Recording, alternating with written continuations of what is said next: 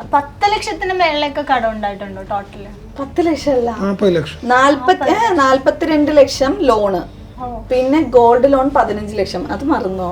നിങ്ങളല്ലേ പറഞ്ഞത് ഇത് ക്ലോസ് ചെയ്യാന്ന് പറഞ്ഞിട്ട്, എന്നിട്ട് ക്ലോസ് ചെയ്യാണ്ട് ഇങ്ങനെ കൊണ്ടുപോകുമ്പോൾ എനിക്ക് പേടിയാവണമെന്ന് പറഞ്ഞിട്ട് ഇടയ്ക്കിടയ്ക്ക് പ്രോബ്ലംസ് നടക്കുമായിരുന്നു. ഞാൻ എന്നിട്ട് ഭീഷണിപ്പെടുത്തിയിട്ടൊക്കെ ഉണ്ട്, ഞാൻ മരിക്കാൻ പോകുന്നു. എനിക്ക് ജോലി കിട്ടിയതാ ഒരു ഗവൺമെന്റ് സ്കൂളില്. അപ്പൊ അത് സമ്മതമൊക്കെ വാങ്ങണം ഓരോരുത്തരുടെ അടുത്ത്, സമ്മതം ചോദിക്കട്ടെ. അപ്പൊ ഞാൻ കേട്ടത് അങ്ങനെ ജോലിക്ക് പോകുന്നത് നാണക്കേടാണ്. ചിലര് നമ്മളെ ശാരീരികമായിട്ട് ഉപദ്രവിക്കുന്ന സിറ്റുവേഷനിൽ പോലും ഞാൻ എന്തിനപ്പോ അതങ്ങനെ മിണ്ടാതിരുന്നത് എന്നെനിക്ക്, എന്റെ കാലിൽ ചവിട്ടിയ പോലെ ഞാൻ വെറുതെ നിൽക്കും. യാത്രകളുണ്ടോ എന്താണെന്ന് അറിയില്ല, യൂട്രസ് ലീക്കായി താഴേക്ക് ഇറങ്ങി വന്നു. ബേബി താഴേക്ക് ഡ്രോപ്പ് ആവാൻ തുടങ്ങി.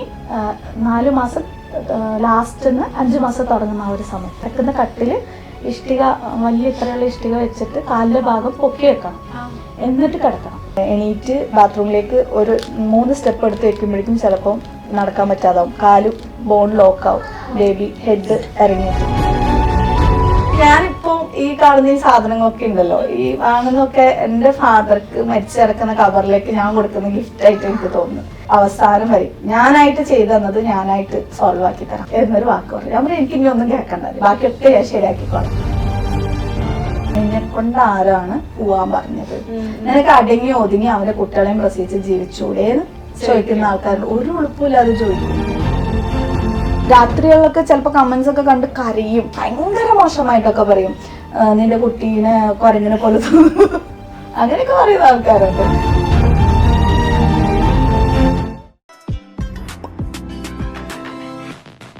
പത്ത് ലക്ഷത്തിന് മേളിലൊക്കെ കടം ഉണ്ടായിട്ടുണ്ടോ ടോട്ടല്? 10 ലക്ഷം അല്ല, 42 ലക്ഷം ലോണ്, പിന്നെ ഗോൾഡ് ലോൺ 15 ലക്ഷം. അത് മറന്നോ? അതായത് എടുത്ത ലോണ് 40 ലക്ഷം. ഞാൻ ഇതിലൂടെ പറയുന്ന ഒരു കാര്യമുണ്ട്, നിങ്ങൾ വീടില്ലെങ്കിലും ഇല്ല സമാധാനത്തിൽ വാടക വീട്ടിൽ ജീവിക്കാം.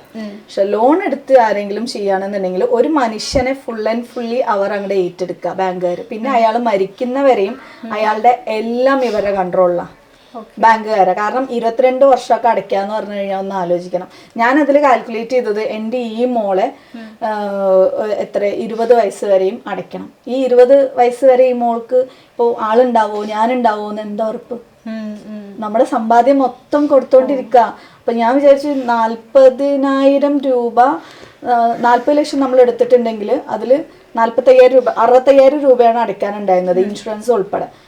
അതില് 5,000 രൂപ മാത്രമാണ് നമ്മുടെ ലോണിലേക്ക്, നമ്മുടെ മുതലിലേക്ക് പോകുന്നത്. ബാക്കി ഫുള്ളും പലിശയായിട്ട് എൻ്റെ മക്കള് ഹാപ്പി ആയിട്ട് ജീവിക്കേണ്ട പൈസ പലിശയിലേക്കാണ് പോകുന്നത്.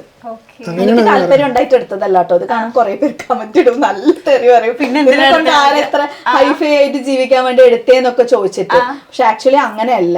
നമുക്ക് പെട്ടെന്ന് ഇത് ആള് ക്ലോസ് ചെയ്യാന്നുള്ള വാക്ക് തന്നിട്ട് എടുത്തതായിരുന്നു. ഞങ്ങൾ തമ്മിൽ എപ്പോഴും പ്രശ്നം വരുന്നത് അതിന്റെ പുറത്തായിരുന്നു. നിങ്ങളല്ലേ പറഞ്ഞത് ഇത് ക്ലോസ് ചെയ്യാന്ന് പറഞ്ഞിട്ട്, എന്നിട്ട് ക്ലോസ് ചെയ്യാണ്ട് ഇങ്ങനെ കൊണ്ടുപോകുമ്പോൾ എനിക്ക് പേടിയാവണമെന്ന് പറഞ്ഞിട്ട് ഇടയ്ക്കിടയ്ക്ക് പ്രോബ്ലംസ് നടക്കുമായിരുന്നു. ഞാൻ എന്നിട്ട് ഭീഷണിപ്പെടുത്തിയിട്ടൊക്കെ ഉണ്ട്, ഞാൻ മരിക്കാൻ പോകുന്നു. ആൾക്കൊരു കുസലും ഇല്ല. അപ്പൊ ഞാൻ വിചാരിച്ചു അങ്ങനെ മേടിപ്പിച്ചിട്ടൊന്നും കാര്യമില്ല, ഞാൻ മുന്നോട്ട് ഇറങ്ങിക്കഴിഞ്ഞാല് ഇനി എന്തെങ്കിലും നടക്കുള്ളൂ എന്ന് തോന്നിയിട്ട് അങ്ങനെ ഇതിലേക്ക് ഇറങ്ങിയത്. 15 ലക്ഷം പിന്നെ വേറെ ലോൺ ഉണ്ടായിരുന്നു. എല്ലാം ക്ലോസ് ചെയ്തു. 1 മാസം മുമ്പാണ് ഏറ്റവും ലാസ്റ്റത്തെ എൻ്റെ ഞാൻ ഏറ്റെടുത്ത എല്ലാം ക്ലോസ് ചെയ്തത്. 1 മാസം മുമ്പാണ് ഗോൾഡും കൂടെ എടുത്ത് അൽഹംദുലില്ലാ പലിശ ഒന്നും ഇല്ലാതെ മുന്നോട്ട് പോകുന്നുണ്ട്. അടിപൊളി. ഇപ്പൊ നേരത്തെ പറഞ്ഞല്ലോ, ഇപ്പം കുഞ്ഞിനെ പ്രഗ്നന്റ് ആയിരിക്കുന്ന സമയത്ത് പെയിൻ വരുന്നതും ആ ഒരു ബുദ്ധിമുട്ട് അവസ്ഥയൊക്കെ പറഞ്ഞു. ആ ടൈമിൽ എങ്ങനെയായിരുന്നു? ഇപ്പൊ മൂത്ത മോളാണ്, മോനുണ്ട്, ഇവരുടെയൊക്കെ ഒരു സപ്പോർട്ട് എങ്ങനെ ആയിരുന്നു? ഇപ്പൊ വീഡിയോസ് ഒക്കെ എടുത്തു തരുന്നതും റനക്കുട്ടി ഉള്ള സമയത്ത് മോള് വീഡിയോസ് ഒക്കെ എടുത്തു തരാറുണ്ട്. എൻ്റെ മേജർ എന്നെ ഹെൽപ്പ് ചെയ്ത് കുറേ വർഷങ്ങളുണ്ട്. സ്റ്റാർട്ടിങ്ങിൽ ആൾക്ക് താല്പര്യമൊന്നും ഉണ്ടായിരുന്നില്ല, യൂട്യൂബ് ഇങ്ങനെ ഇല്ല, ഒട്ടും താല്പര്യം ഉണ്ടായിരുന്നില്ല. എന്നെ നന്നായിട്ട് കളിയാക്കിയിട്ടൊക്കെ ഉണ്ട്. എൻ്റെ ഒരൊറ്റ വാശിക്കാണ് ഞാൻ, അതായത് എനിക്ക് എൻ്റെ മുന്നിലുള്ള വ്ളോഗല്ല ആ സമയത്ത്. ഞാൻ അക്യുപങ്ചർ ഇതുപോലുള്ള സംഭവങ്ങൾ പഠിച്ചോണ്ട് അതിന്റെ ടിപ്സ് പറഞ്ഞുകൊണ്ടാണ് ഞാൻ തുടങ്ങിയത്. ഈ വ്ളോഗ് എന്നുള്ളത് എനിക്കും താല്പര്യം ഉണ്ടായിരുന്നില്ല ശരിക്കും പറഞ്ഞാൽ. അപ്പൊ അതിന് വലിയ വ്യൂസ് ഒന്നും ഉണ്ടായിരുന്നില്ല. അപ്പൊ ഞാൻ അങ്ങനെ പറയും, എപ്പോഴാണോ ഞാൻ വീട്ടിൽ തിന്നുന്നതും കുടിക്കുന്നതും ഒക്കെ കാണിക്കുന്നു അന്നേ ജനങ്ങൾക്ക് ഇഷ്ടപ്പെടുള്ളൂ. അത് വിഷമമുള്ള ഒരു കാര്യമായിരുന്നു. കാരണം നമ്മൾ നല്ല ഇൻഫർമേഷൻ കൊടുക്കുന്ന സമയത്ത് ആർക്കും വേണ്ട. നമ്മൾ ജസ്റ്റ് ഒന്ന് പറയുന്നു, കാണിക്കുന്നു, പോയിന്റ്സ് ഇവിടെ ഈ പോയിന്റ്സ് തൊട്ട് കഴിഞ്ഞാൽ നിങ്ങൾക്ക് അങ്ങനെ ആവും ഇങ്ങനെ ആവും എന്നൊക്കെ പറയുമ്പോൾ അതൊന്നും ആർക്കും വേണ്ട. അപ്പൊ ഞാൻ അത് അങ്ങനെ എടുത്ത് മാറ്റിയിട്ട് എന്ത് ചെയ്തു, ഫാമിലിയിൽ ഇപ്പൊ എന്റെ കുട്ടികൾക്ക് എന്തെങ്കിലും അസുഖം വന്നാൽ ഞാൻ എന്താ ചെയ്യുന്നത്, പ്രാക്ടിക്കലായിട്ട് ഞാൻ അപ്പൊ ആൾക്കാർക്ക് കാണാൻ ഇഷ്ടമുണ്ട്. ഞാൻ ആരെയും കുറ്റം പറയുന്നതല്ല, ഓരോരുത്തർക്ക് അത് എങ്ങനെ എടുക്കാൻ പറ്റുന്നു എന്നുള്ളതല്ലേ. അങ്ങനെ പിന്നെ എന്റെ കുറെ കഥകള് ജോഷ് ടോക്കിൽ അതില് ന്യൂസിലൊക്കെ വന്നപ്പോ പിന്നെ നമ്മളിപ്പോ അവരെ വീട്ടില് ഒരു ഭയങ്കര ഭാഗ്യമുള്ള ഒരു കാര്യം. ഞങ്ങൾ എങ്ങനെയാ സപ്പോർട്ട് ചെയ്ത് ആ സമയങ്ങളിൽ സ്റ്റാർട്ടിങ്ങിൽ ഇക്കാക്ക് താല്പര്യമൊന്നും ഉണ്ടായിരുന്നില്ല, ഫുൾ ആൻഡ് ഫുള്ളി. അപ്പൊ ഇവള് നല്ല ചെറുതാണ്, എല്ലാ സപ്പോർട്ടും ഇവളുടെ ഭാഗത്തുനിന്ന്. അല്ലെങ്കിൽ ഞാൻ അടിച്ചിട്ട് സപ്പോർട്ട് ചെയ്യിപ്പിക്കുന്നത് അതിന്റെ ആവശ്യം വന്നിട്ടില്ല. ഓക്കെ, അതെ. ഞാനിങ്ങനെ ചിലപ്പോ ഇങ്ങനെ കരയും, ഒച്ചടും, എന്നെ ആരെങ്കിലും ഒന്ന് ഹെൽപ്പ് ചെയ്യും. കാരണം ആ കാണുന്ന 2 കുട്ടികൾ നല്ല ചെറുതാ, ട്വിൻസ് പോലെയായിരുന്നു. 1.5 വയസ്സിന്റെ വ്യത്യാസമുള്ളൂ. ചെറിയ ആൾക്ക് 42 ദിവസം പ്രായമായ സമയത്താണ് ഞാനിത് തുടങ്ങുന്നത്, വീണ്ടും റീസ്റ്റാർട്ട് ചെയ്യുന്നത്. അതിന് മുമ്പ് ഉണ്ട് സംഭവം. അപ്പോൾ ഈ കുട്ടി കരച്ചില്, വീഡിയോ എടുത്തു തരാൻ ആരും ഉണ്ടാവില്ല. ഈ സമയത്ത് ഞാൻ എന്തോ കയ്യിൽ ഒരു ഫോണും കുട്ടികൾക്ക് എന്തോ ഫുഡും എടുത്തിട്ട് വ്ളോഗ് ചെയ്തുകൊണ്ട് കയ്യിൽ ഫുഡും എടുത്തിട്ട് ഇങ്ങനെ വരുന്ന സമയത്ത് ചെറിയ മോന് ഒരു TV അടിച്ചു പൊട്ടിച്ച്.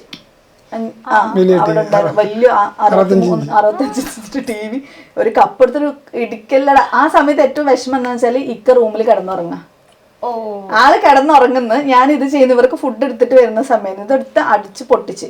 അതില് മൊത്തം നെഗറ്റീവ് കമന്റ്സ് എനിക്കായിരുന്നു. നിനക്ക് ആ നേരം ആ കുട്ടീനെ നോക്കിക്കൂടെ, അങ്ങനെ നമ്മുടെ സിറ്റുവേഷൻ ആർക്കും മനസ്സിലാവില്ല. അപ്പൊ എനിക്ക് സങ്കടം എന്താണ്, ആള് കിടന്നുറങ്ങുക. ഓൾവേസ് എപ്പോഴും ലേഡീസിനാണ് കുറ്റം പറച്ചിലുണ്ടാവുക. അപ്പൊ അങ്ങനെ കുറേ കാലം രാത്രികളിലൊക്കെ ചിലപ്പോൾ കമന്റ്സ് ഒക്കെ കണ്ട് കരയും. എനിക്ക് ഇങ്ങനത്തെ ഒരു അവസ്ഥ വന്നല്ലോ, ഞാനിതിൽ എന്താ തെറ്റ് ചെയ്തത്, എനിക്ക് ഇത് മുന്നോട്ട് കൊണ്ടുപോയാലേ ബാക്കിയുള്ള കാര്യങ്ങളും ചെയ്യാനായിട്ട് പറ്റുള്ളൂ. നമ്മളാരെയും ദ്രോഹിക്കുന്നില്ല, ബുദ്ധിമുട്ടിക്കുന്നില്ല, വിഷമിപ്പിക്കുന്നില്ല, നമ്മുടെ കാര്യങ്ങളല്ലേ ചെയ്യുന്നുള്ളൂ, എന്നിട്ടും ഇങ്ങനെയൊക്കെ ആയല്ലോ എന്നൊക്കെ വേണ്ടി ഇങ്ങനെ വിഷമിക്കാറുണ്ട്. അപ്പം മോസ്റ്റായിട്ട് റനക്കുട്ടി തന്നെയാണ് എന്നെ ഹെൽപ്പ് ചെയ്തത്. വീഡിയോ എടുക്കാനൊന്നും അങ്ങനെ അറിയൊന്നുമില്ല. ഞാൻ ഈ ടേബിളില് ട്രൈപോഡോ അങ്ങനെ ഒന്നുമില്ല, ഒരു ചെറിയൊരു പൊട്ട ഫോൺ വെച്ചിട്ട്. ഫുൾ കോമഡിയാണ്. ഞാൻ നിർത്തിയാൽ എനിക്ക് ചീത്തോളം, നിർത്തിയില്ലെങ്കിൽ എനിക്ക് ചീത്തോളം, കാണിച്ചാലും എനിക്ക് ചീത്തോളം, കാണിച്ചില്ലെങ്കിൽ നമ്മുടെ ഫ്രസ്ട്രേഷൻ ഉണ്ടല്ലോ അത് മൊത്തം വരുന്നത്. കാരണം ഇത്ര ടൈമിന്റെ ഉള്ളിൽ ഇതൊക്കെ ചെയ്ത് തീർക്കണം. ചിലപ്പോ ബേബിനെ ഉറക്കിയിട്ട് ഓടി വരികയായിരിക്കും ഞാൻ. അവൻ എണീറ്റാല് കരയും, അല്ലെങ്കിൽ പിന്നെ ഇത് എഡിറ്റ് ചെയ്യുന്ന ഫുൾ അമ്മ. അപ്പൊ അതിനനുസരിച്ച് അമ്മയുടെ ഒരു വിഷൻ ഉണ്ടാവുമല്ലോ, അതിനനുസരിച്ച് ഞാൻ ഷൂട്ട് ചെയ്യണം. പക്ഷെ ആ നേരം ഞാൻ ഭയങ്കര ചെറുപ്പമായിരുന്നു, എനിക്ക് അറിയില്ല, ഞാൻ അങ്ങനത്തെ വീഡിയോസ് ഞാൻ തീരെ കാണൂല. അപ്പൊ എല്ലാത്തിനും ചീത്ത. പക്ഷെ പിന്നെ ആ നേരത്തെ എനിക്ക് അതൊന്നും പ്രശ്നമായില്ല. എന്താ വെച്ചാൽ അമ്മ അത്രയും കഷ്ടപ്പെടണ്ടായിരുന്നു. ലൈക്ക് നല്ലോണം തീരെ ഉറക്കൂല. 3 ചാനലൊക്കെ ആയിരുന്നു സ്റ്റാർട്ട് ചെയ്ത് കുറച്ചൊന്ന് ഹൈപ്പായ ശേഷം ഉണ്ടായിരുന്നത്. രാവിലെ ഫസ്റ്റ് മെയിൻ ചാനലിനെടുക്കും, ഉച്ചയ്ക്ക് വൈകുന്നേരം ആ നേരം ആകുമ്പോൾ ബ്യൂട്ടി ചാനലിനെടുക്കും, രാത്രി സ്റ്റോറി ടെല്ലിംഗ് ചാനലിനെടുക്കും, രാത്രി ഇതൊക്കെ ഇരുന്ന് എഡിറ്റ് ചെയ്യുക, അടുത്ത ദിവസം അപ്ലോഡിങ്, കമന്റ്സിന് റിപ്ലൈയും പറഞ്ഞിട്ട് ഫുൾ സ്ട്രഗിൾ ആയിരുന്നു. അപ്പോൾ പിന്നെ മാക്സിമം എൻ്റെ സപ്പോർട്ട് ഞാൻ മാക്സിമം എനിക്ക് പറ്റുന്നതോളം എന്റെ ഭാഗത്ത് നിന്ന് എത്ര സപ്പോർട്ട് കൊടുക്കാൻ പറ്റുന്നുണ്ടോ അതൊക്കെ ഞാൻ ചെയ്തു കൊടുത്തിട്ടുണ്ട്. റനക്കുട്ടി അങ്ങനെ നിന്നതുകൊണ്ടാണ് പല കാര്യങ്ങളും ചെയ്യാനായിട്ട് പറ്റുക. അതുപോലെ ഹയാന്റെ അടുത്ത് ചിലപ്പോൾ നിർബന്ധിച്ചൊക്കെ എടുപ്പിക്കും. അവൻ അങ്ങനെ അറിയൊന്നുമില്ല. ഈ ചെറിയ കുട്ടികളെ അപ്പൊ നോക്കുന്നത് അവനായിരിക്കും. അവന്റെ കയ്യിലൊരു ഫോണും കുട്ടികളെയും കൊടുത്താൽ പിന്നെ അറിയില്ല, അവൻ നോക്കിക്കോളും. അങ്ങനെയായിട്ട് പോയി. ഇപ്പൊ കല്യാണം കഴിഞ്ഞു, അതിനുശേഷം ആണ് ഇപ്പം പഠിക്കാൻ പോകുന്നത്. എനിക്ക് തോന്നുന്നു ഇന്നിപ്പം ചിലപ്പം കല്യാണം കഴിഞ്ഞ ആൾക്കാർ പഠിക്കാൻ പോകുന്നതും പോവാത്തതൊക്കെ ക്വൈറ്റ് നോർമൽ ആയിട്ടുണ്ട്. പക്ഷെ ആ ഒരു ടൈമില് ഭയങ്കര ഒരു വലിയ ഇനിഷ്യേറ്റീവ് ആണ്, അല്ലെ, ഭയങ്കര ഒരു സ്ട്രോങ് ഡിസിഷൻ ആയിരുന്നു. ആഫ്റ്റർ മാരേജ് പോകുക, അതും ദൂരെ ചെന്നൈയിൽ പോയി നിന്ന് പഠിക്കുക, ആ ഒരു സംഭവങ്ങളൊക്കെ അതൊക്കെ എങ്ങനെ ഇപ്പൊ റീകളക്ട് ചെയ്യുന്നത്? അതെങ്ങനെയാന്ന് വെച്ചാൽ അതിന്റെ തുടക്കം ഇവനൊരു അസുഖം വന്നിട്ട് അതിന്റെ ഭാഗമായിട്ട് ആ അസുഖം മാറിയപ്പോൾ ആ ഡോക്ടറെ പോലെ വീട്ടിലിരുന്ന് പഠിച്ചത് ഹോമിയോപ്പത്ത്. ആ സമയത്ത് മീൻസ് അതിനു മുമ്പ് അങ്ങനെ പഠിച്ചിട്ട് ട്രീറ്റ്മെന്റ് ചെയ്യാമായിരുന്നു. അത് അറിഞ്ഞപ്പോൾ ആ ഡോക്ടർക്ക് വേണ്ടി ഞാൻ ഭയങ്കരമായിട്ട് പ്രാർത്ഥിച്ച് അതിന് നോണ്ടരുത്. അങ്ങനെ പ്രാർത്ഥിച്ചപ്പോൾ എനിക്ക് പെട്ടെന്ന് തോന്നി എന്തുകൊണ്ട് ഞാനും പഠിച്ചുകൂടാ, ഇതുപോലെ സ്ട്രഗിൾ ചെയ്യുന്ന ആൾക്കാർക്ക്. എപ്പോഴും അങ്ങനത്തെ ഒരു തോട്ട് വരുന്നതുകൊണ്ടാണ് എനിക്ക് എൻ്റെ ലൈഫിൽ പുതിയതായിട്ട് വരുന്നത്. അപ്പൊ നമ്മളിത് വേറെ ആർക്കെങ്കിലും ചെയ്തു കൊടുക്കാലോ, അവരെ പ്രാർത്ഥന നമുക്ക് കിട്ടുമല്ലോ എന്ന് തോന്നിയിട്ട് പഠിക്കാനായിട്ട് തീരുമാനിച്ചു. പക്ഷെ അപ്പോഴും ഒരു പോയിന്റ് ഉണ്ട്, തീരുമാനിക്കാനുള്ള ധൈര്യം വന്നത് പോലും വീട്ടിലിരുന്ന് പഠിക്കുക എന്നുള്ള കോൺസെപ്റ്റ് ആയിരുന്നു. എക്സാം മാത്രം പോയാൽ മതി എന്നുള്ള. പക്ഷെ അന്വേഷിച്ച സമയത്ത് അങ്ങനെ അല്ല എന്ന് പറഞ്ഞു. പിന്നെ അങ്ങനെ നമ്മുടെ ഐഡിയാസ് മാറി. ആൾക്ക് പഠിപ്പിക്കാൻ അപ്പോൾ ഒരു താല്പര്യമൊക്കെ വന്നിട്ടുണ്ടായിരുന്നു. അപ്പോൾ പറഞ്ഞു ഓക്കെ നമുക്ക് എങ്ങനെയെങ്കിലൊക്കെ ട്യൂഷനൊക്കെ പോയിട്ട് റെഡിയാക്കാന്ന്. ഇവരെ വീട്ടുകാർ എനിക്ക് ഭയങ്കര പേടിയാണ്, നല്ല പേടിയാണ് എനിക്ക്. ഇതുവരെ ഞാനത് ഓപ്പൺ ആയിട്ട് പറഞ്ഞിട്ടില്ല. പേടിയായിരുന്നു, യെസ് പേടിയായിരുന്നു. അതുകൊണ്ട് അയ്യോ അവരെങ്ങനെ സമ്മതിക്കും, കാരണം പേടി എന്നെ പിടിച്ച് കഴിക്കും തിന്നു വിചാരിച്ചിട്ടല്ല. എനിക്ക് ഫാമിലി എപ്പോഴും വേണം, എപ്പോഴും എനിക്ക് ഫാമിലി വേണം. നല്ലൊരു ടേംസിൽ അവരായിട്ട് പോകണം. നമ്മുടെ ഭാഗത്ത് നിന്നും ഒരു മിസ്റ്റേക്ക് വന്ന് അല്ലെങ്കിൽ ഇഷ്ടക്കേട് വന്നിട്ട് അവരെ എനിക്ക് മിസ് ചെയ്യരുത് എന്നുള്ള ആ ഒരു കോൺസെപ്റ്റ് ആയിരുന്നു. തിരിച്ചും വേണം അത് വേറെ കാര്യം. ആ ഒരു കോൺസെപ്റ്റ് ഉള്ളതുകൊണ്ട് എനിക്ക് ഭയങ്കര ഇതായിരുന്നു. അപ്പോൾ ആള് അവരടുത്ത് സംസാരിച്ചിട്ട് അങ്ങനെയാണ് നമ്മൾ പഠിക്കാനായിട്ട് സ്റ്റാർട്ട് ചെയ്യുന്നത്. അപ്പോൾ ട്യൂഷൻ സാർ ഇങ്ങനെ ഫൈസൽ സാർ എന്ന് പറയും, സാറത്ത് പോയി സംസാരിച്ചു. അപ്പോൾ ഉച്ചയ്ക്ക് ഒരു 2 മണിക്ക്, ഈ 2 മണി ടൈം ചൂസ് ചെയ്യാൻ കാരണം അവിടെ എല്ലാവരും ഫുഡ് കഴിച്ചിട്ട് കിടന്നുറങ്ങുന്ന സമയം, പിന്നെ ഇവർ ചായ കുടിക്കാനാണ് എണീക്കുക. അപ്പൊ ആ ഗ്യാപ്പ് ഞാൻ അവിടെ ഇല്ല എന്നുള്ളത് അവർക്ക് ഫീൽ ചെയ്യാത്ത ആ ഒരു ഗ്യാപ്പാണ് നമ്മൾ അവിടെ സെലക്ട് ചെയ്തത്. അല്ലെങ്കിൽ പിന്നെ എന്തെങ്കിലുമൊക്കെ നമ്മൾ കാണേണ്ടി വരും, കേൾക്കേണ്ടി വരും എന്നുള്ള ഒരു പേടിയുണ്ട്. ഭയങ്കര പേടിയാണ്. ഞാനൊക്കെ ഇങ്ങനെ ആവും അല്ല, അവരെന്നല്ല മൊത്തത്തിൽ എല്ലാറ്റിനും പേടിയാണ്. നമുക്ക് എന്തെങ്കിലും നഷ്ടപ്പെടുവോ, നമുക്ക് എന്തെങ്കിലും ഇതാവോ, ആരെങ്കിലും എന്തെങ്കിലും പറയോ എന്നുള്ള വിചാരിക്കലുണ്ടല്ലോ. എന്താ പറയാ, ഗുഡ് ഗേൾ സിൻഡ്രോം, അത് ഹൈയസ്റ്റ് ലെവലിലായിരുന്നു. അത് കണ്ടോണ്ടാണ് ഞാൻ ഇങ്ങനെ. അപ്പൊ ആ ഒരു ടൈം ഗ്യാപ്പില് ക്ലാസ് പോയി അറ്റൻഡ് ചെയ്യാ. സയൻസ് ഗ്രൂപ്പ് ആണ് എടുത്തത്. MBBS എടുക്കാൻ വേണ്ടിട്ടാണ് നോക്കിയത്. അപ്പൊ സയൻസ് ഗ്രൂപ്പ് വേണം പറഞ്ഞു. സയൻസ് ഗ്രൂപ്പ് ഇല്ല, എനിക്ക് അറബിക്കായിരുന്നു എൻ്റെ ഉണ്ടായിരുന്നത്. അപ്പൊ അങ്ങനെ വീണ്ടും നമ്മളത് പഠിക്കാനായിട്ട് പോയി. പിന്നെ അപ്പോഴാണ് ഈ കെമിസ്ട്രി ഫിസിക്സ് ഒക്കെ കണ്ട് പിന്നെ ഡെയിലി കരച്ചിലായിരുന്നു. പിന്നെ ഇവളും മോനാണ് ആ സമയത്ത് ഉണ്ടായിരുന്നത്, 2 മക്കളല്ല. ഇവളെ LKGക്ക് പോകുന്നുണ്ട്, ആളെ സ്കൂളിലേക്ക് വിടും. എന്നിട്ട് ഇവനെ ആ ഉച്ചയ്ക്ക് ടൈമിൽ എൻ്റെ ഉമ്മ ഉണ്ടല്ലോ അവിടെ കൊണ്ടാക്കിയിട്ട് ഇവൻ ഭയങ്കര കരച്ചിലായി. കാണുന്ന പോലെ ഒന്നല്ല, ഇതിന്റെ ഓപ്പോസിറ്റ് ആയിരുന്നു. അപ്പൊ തൊട്ടില് കിടത്തിയതിന് ശേഷം അവനെ ഫീഡ് ചെയ്യും. കാരണം ആ ഒരു അനക്കം പോലും അറിഞ്ഞ അവൻ കരയും. എന്റെ അമ്മയുടെ അടുത്ത് കൊണ്ടാക്കുകയാണെങ്കിലും അവർക്ക് അതൊരു ബുദ്ധിമുട്ടായിട്ട് ഫീൽ ചെയ്യാതിരിക്കാൻ വേണ്ടിയിട്ട് ചീത്ത പറയും വിളിച്ചിട്ട്. അമ്മ ചീത്ത പറയും, നിന്റെ മോനെ അവിടെ കൊണ്ടാക്കിയിട്ട് എന്നൊക്കെ പറയും. അപ്പൊ എനിക്ക് ക്ലാസ്സിലിരിക്കുമ്പോൾ ടെൻഷൻ ആവില്ലേ. അപ്പം ഫീഡ് ചെയ്തതിന് ശേഷം അങ്ങനെ അനക്കാതെ അവനെ നിർത്തിയിട്ട് അവിടെ നിന്ന് ഇറങ്ങി ഒരൊറ്റ ഓട്ടോയിരിക്കും ക്ലാസ്സിലേക്ക് പോവുക. ക്ലാസ് അറ്റൻഡ് ചെയ്യുക, ഇടയിൽ കൂടെ ചിലപ്പോൾ ഫോണൊക്കെ വരും ചീത്ത കേട്ടോ. പിന്നെ അവിടെ നിന്ന് അമ്മാൻ്റെ അവിടെ നിന്ന് ഇവനെടുത്തിട്ട് വേഗം തിരിച്ചു വരിക. ഇവള് വരുമ്പോഴേക്കും വരണം. പിന്നെ ബാക്കി അവിടുത്തെ പണികൾ കാര്യങ്ങളൊക്കെ ഉണ്ടാവും. അതിനുശേഷം രാത്രി ഇവരൊക്കെ ഉറങ്ങിയതിന് ശേഷം എന്തെങ്കിലും പഠിച്ചാലായി. അങ്ങനെയാണ് ആ ഒരു +1 +2 പോയത്. പിന്നെ ഈ ചെന്നൈയിലേക്ക് പോയത്. ഇതൊന്നും ഒരിക്കലും നടക്കില്ല എന്ന് വിചാരിച്ചതായിരുന്നു. പക്ഷെ പഠിച്ചോൻ എന്നെ കൊണ്ട് എന്തൊക്കെയോ ചെയ്യിപ്പിക്കണമെന്ന് വിചാരിച്ചത് കൊണ്ട് ഭാഗ്യം കൊണ്ട് മാത്രം നടന്നതാ. ആ കാലഘട്ടത്തിൽ ആരും പഠിക്കാൻ സമ്മതിക്കൂല അങ്ങനെ. പക്ഷെ ഉള്ളവരുണ്ടായിരുന്നു. എൻ്റെ ക്ലാസ്സിലുള്ള കുട്ടികളൊക്കെ നാട്ടിൻ പുറത്തുനിന്ന് വന്ന കുട്ടികൾ അമ്മായിമ്മമാര് ടിഫിൻ ബോക്സ് ആക്കി കൊടുത്തിട്ട് വരുന്ന കുട്ടികളുണ്ട് എന്റെ ക്ലാസ്സിൽ. അതായത് അറബി കോളേജിൽ പഠിച്ച കുട്ടികളിൽ 95% എല്ലാവർക്കും എനിക്ക് ജോലി കിട്ടും എന്നുള്ളത് ഉറപ്പിച്ചൊരു കാറ്റഗറിയിൽ മാറ്റി നിർത്തിയതായിരുന്നു. അതായത് നമ്മള് കുറച്ച് ടൗൺ ഏരിയ, അങ്ങനെയല്ല ടൗൺ ഏരിയന്നൊക്കെ പോകുന്ന ആൾക്കാരാണ് അങ്ങനെ ഒരു ഇതൊക്കെ വിചാരിച്ചിട്ട്. പക്ഷെ നോക്കിയ സമയത്ത് ആ 5%ായിരുന്നു ഞാൻ. ബാക്കി എല്ലാവർക്കും ജോലി കിട്ടി. അല്ല, മൊത്തം യൂണിവേഴ്സിറ്റി എഴുതിയിൽ എനിക്ക് ഫസ്റ്റ് ക്ലാസ് 1 ഉണ്ടായിരുന്നുള്ളൂ. അത് എനിക്കായിരുന്നു അറബി കോളേജിൽ ഉണ്ടായിരുന്നത്. പിന്നെ എനിക്ക് ഹയർ സ്റ്റഡീസ് കണ്ടിന്യൂ ചെയ്യാനായിട്ട് പറ്റിയിട്ടുണ്ടായിരുന്നില്ല. കാരണം വേറൊന്നും എല്ലാവർക്കും നമ്മുടെ കുടുംബത്തിൽ നിന്നും എനിക്ക് ജോലി കിട്ടിയതാ ഒരു ഗവൺമെന്റ് സ്കൂളില്. അപ്പൊ അത് സമ്മതമൊക്കെ വാങ്ങണം ഓരോരുത്തരുടെ അടുത്ത്. സമ്മതം ചോദിക്കട്ടെ, എനിക്ക് ജോലി ഇങ്ങനെ കിട്ടിയിട്ടുണ്ട്, ഞാൻ പോയിക്കോട്ടേന്ന്. ഇവള് 8 മാസം പ്രായമുള്ള സമയത്ത് ഞാൻ എടുത്തിട്ട് സമ്മതം ചോദിക്കാൻ വേണ്ടി പോയിട്ടുണ്ടായിരുന്നു. അപ്പൊ ഞാൻ കേട്ടത് അങ്ങനെ ജോലിക്ക് പോകുന്നത് നാണക്കേടാണ്. നാണക്കേടാണ്. അതും ഒരു ടീച്ചറായിട്ട്, അറബിക് ടീച്ചറായിട്ട് ജോലി ചെയ്യുന്നത് നാണക്കേടാണ് എന്നായിരുന്നു അന്ന് ഞാനൊരു ജോലിക്ക്. അന്ന് എനിക്ക് ഏറ്റവും കൂടുതൽ വിഷമം ഉണ്ടായിരുന്ന ഒരു സംഭവമായിരുന്നു ഇത്. ഞാൻ പറയുന്നത് എന്തിനാന്ന് പറയുക, നോട്ട് ചെയ്ത് വെക്കണം. എനിക്ക് ഏറ്റവും വിഷമവും സങ്കടവും എന്തിനു ഞാൻ ജീവിക്കണമെന്ന് തോന്നിയ ഒരു സംഭവം ഇന്ന് ഞാൻ പ്രൗഡായിട്ട് ഫീൽ ചെയ്യുന്നു. അന്ന് ഞാനൊരു ടീച്ചറായിട്ട് മാത്രം നിന്നിട്ടുണ്ടെങ്കിൽ ഇത്രയും ആൾക്കാർ സ്നേഹിക്കുന്ന, അറിയുന്ന ഒരാളെയും മാറില്ലായിരുന്നു. അപ്പൊ നമുക്ക് വരുന്ന ഒരു ഇത് ഉണ്ട്, നിങ്ങൾക്ക് എന്തെങ്കിലും ഒന്നും കിട്ടിയില്ല എന്ന് വിചാരിച്ച് വിഷമിക്കണ്ട, അതിനേക്കാളും നല്ലത് നിങ്ങൾക്ക് വേണ്ടി കരുതി വെച്ചിട്ടുണ്ട് എന്ന് പറയില്ലേ. ആ കരുതി വെക്കലായിരുന്നു എൻ്റെ ഇപ്പോഴത്തെ ഈ കാണുന്ന ലൈഫ്. ഇതിനൊക്കെ ഞാൻ താങ്ക്സ് പറയുന്ന ആരോടാന്നറിയാം, അന്ന് എന്നെ അതിനൊക്കെ അനുവദിക്കാതിരുന്ന കുറച്ച് ആൾക്കാർ. ആരെന്താന്നൊന്നും പറയില്ല, എല്ലാറ്റിലും നമ്മളെ മാറ്റി നിർത്തി അവരോട് ബിഗ് താങ്ക്സ് ഉണ്ട്. Big thanks. ശരിക്കും എനിക്കിപ്പോൾ ഈ കാണുന്ന എൻ്റെ ഈ സ്വർഗം പോലെയുള്ള ലൈഫ് തന്നത് ആ നെഗറ്റീവ് പറഞ്ഞിരുന്ന ആ ആൾക്കാരാണ്. അവരില്ലെങ്കിൽ ഞാനെന്ന ഈ ഒരു സിലു ടോക്സ് അല്ലെങ്കിൽ സെൽഹ ഉണ്ടാവില്ലായിരുന്നു. ഞാൻ അത്രയും കംഫർട്ട് സോണ് ആഗ്രഹിക്കുന്ന ഒരു വൈഫ് മെറ്റീരിയൽ ആണ് ഞാൻ. ഭർത്താവിനെ തൃപ്തിപ്പെടുത്തി പറ്റുമെങ്കിൽ കാലൊക്കെ ഭർത്താവിന് വേണ്ടി എല്ലാം ചെയ്ത് ബാക്കിയുള്ളവരെ കൊണ്ട് നല്ലത് മാത്രം പറയിപ്പിച്ച് നല്ല പേര് മാത്രം എടുപ്പിച്ച്. പക്ഷെ ഇതൊന്നും ഞാൻ എത്ര ചെയ്തിട്ട് എനിക്ക് കിട്ടിയിട്ടില്ല, തന്നിട്ടില്ല. തരില്ല എന്ന് വാശി പിടിച്ചവരോട് നമുക്ക് എന്തെങ്കിലും പറയാൻ പറ്റുമോ? എനിക്കിപ്പോഴും അത് ഭയങ്കര സങ്കടമാണ്. ഇന്നലെ പോലും ഞാനൊരു കാര്യത്തിൽ പറഞ്ഞു, ഇപ്പോഴൊക്കെ ഓരോരുത്തർക്ക് അങ്ങനെയൊക്കെ ആവാല്ലേ, ജോലിക്കൊക്കെ പോവാല്ലേ, അവിടെ നിന്ന് ഇങ്ങോട്ട് മാറാല്ലേ, ഇതൊക്കെ. ഇന്നലെ പോലെ ഞങ്ങൾ തമ്മിൽ ചെറുതായിട്ടൊരു ഇത് തുടങ്ങി. ഞാൻ പറഞ്ഞു എനിക്ക് സങ്കടമൊന്നും ഇല്ല കേട്ടോ, എനിക്ക് ഈ ലൈഫ് കിട്ടാൻ കാരണം അങ്ങനെയുള്ള കുറച്ച് ആൾക്കാരാന്നുള്ളത്. അപ്പൊ ഞാൻ പറഞ്ഞെന്താ വെച്ചാല് ഇപ്പൊ ഓരോരുത്തർക്കും ഓരോന്ന് കിട്ടിയില്ല എന്നോട്ട് വിഷമിക്കണ്ട, അതിനേക്കാൾ വലിയൊരു സംഭവം വരാനുണ്ട്. ചിലപ്പോ എനിക്ക് തോന്നാറുണ്ട് എന്റെ ലൈഫ് ഇങ്ങനെയൊക്കെ ആയത് കുറെ പേർക്ക് കാണിച്ചു കൊടുക്കാനും വേണ്ടിയിട്ടായിരിക്കും. അല്ലെങ്കിൽ ഞാന് വാട്സാപ്പിൽ പോലും ഫേസ് ഫോട്ടോ വെക്കാത്ത ഒരാളാ. ഇപ്പൊ മൊത്തത്തില് എല്ലാവർക്കും അറിയാം പുറത്തിറങ്ങി കഴിഞ്ഞാ. അത് ഭയങ്കര ഹാപ്പി ആയിട്ട്, അതായത് ഓരോരുത്തരെ കാണുമ്പോ വന്നിട്ട് ഹഗ് ചെയ്തിട്ടൊക്കെ കരഞ്ഞിട്ടാണ് കെട്ടിപ്പിടിക്കുന്നതൊക്കെ. അവർക്കത് റിലേറ്റ് ചെയ്യാൻ പറ്റിയത് കൊണ്ടായിരിക്കാം മേ ബി. അവരുടെ ലൈഫിൽ മാറ്റം കൊണ്ടുവരാൻ പറ്റിയെന്ന് പറയുമ്പോ ഏറ്റവും വലിയ ഭാഗ്യമല്ലേ നമുക്കത്. തീർച്ചയായും.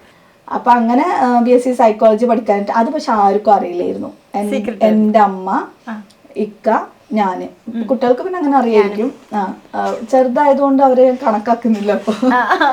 അപ്പൊ എക്സാമിനൊക്കെ പോകുമ്പോ ചിലപ്പോ ഈ പറഞ്ഞ ആൾക്കാർ ചിലപ്പോ ആരെങ്കിലും, എനിക്ക് പേടിയുള്ള ആൾക്കാർ ആരെങ്കിലും എന്തെങ്കിലും ആവശ്യത്തിന് വിളിച്ചു കഴിഞ്ഞാൽ ഞാൻ പറയും ഞാൻ കല്യാണത്തിനാണ്, ഹോസ്പിറ്റലിൽ പോയിരിക്കാണ്, എക്സാം ഹാളിന്റെ പുറത്തുനിന്നായിരിക്കും സംസാരിക്കുന്നത്.